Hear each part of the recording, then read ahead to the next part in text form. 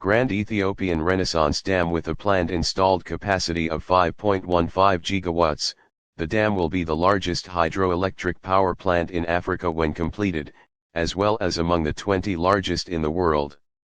As of February 20, 2022, when Ethiopian Prime Minister Abiy Ahmed officially inaugurated the dam, it was 84% complete, with 18.5 billion cubic meters of water in its reservoir.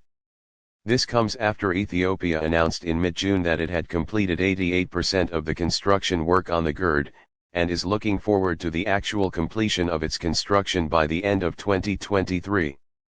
About 70% of the population in Ethiopia live without electricity. The lack of power also impacts basic services. Only 24% of primary schools and 30% of health clinics have access to electricity. With a share of 92.4% of Ethiopia's energy supply, waste and biomass are the country's primary energy sources, followed by oil, 5.7%, and hydropower, 1.6%.